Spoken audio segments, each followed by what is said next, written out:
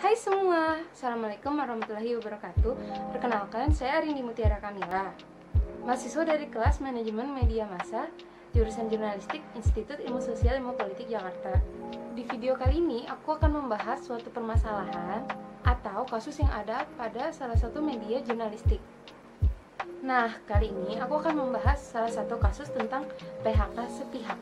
PHK atau pemutusan hubungan kerja adalah pengakhiran hubungan kerja karena suatu hal tertentu yang mengakibatkan berakhirnya hak dan kewajiban antara pekerja dan perusahaan. Hal ini dapat terjadi karena pengunduran diri, pemberhentian oleh perusahaan, atau habis kontrak. Namun, berbeda pada kasus yang satu ini. Pada hari Sabtu, 18 September tahun 2018 lalu, aksi pemecatan 9 orang karyawan tabloid wanita Indonesia secara sepihak beruntut panjang. Didampingi oleh lembaga hukum pers, 4 dari 9 karyawan media wanita ini mengajukan 2 poin persoalan yang menjadi tuntutan mereka.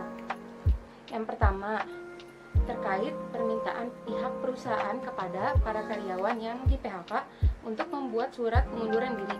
Lalu yang kedua, proses pembayaran uang pasangon yang akan diselesaikan dengan cara menyicil dalam waktu 24 kali, yaitu selama 2 tahun. Budi Hartono, karyawan senior yang telah mengabdi pada perusahaan selama 25 tahun, secara tegas tidak terima.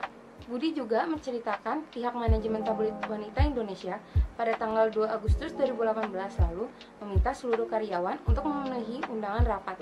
Tetapi surat undangan yang disampaikan secara langsung oleh Direktur Utama Tabloid Wanita Indonesia melalui WhatsApp itu tidak menjelaskan agenda apa-apa.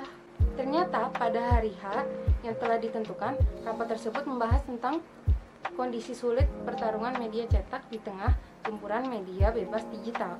Sebagai langkah untuk menyelamatkan perusahaan, pihak manajemen merasa perlu memangkas jumlah karyawan. Ketika itu, pihak perusahaan langsung menyatakan pada hari itu juga akan memanggil siapa-siapa saja yang akan terkena imbas PHK tersebut.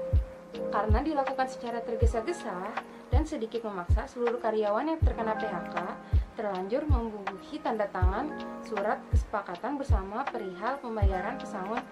Dewi, salah satu rekan kerja Budi, turut mengamini tindakan tidak profesional yang dilakukan oleh manajemen.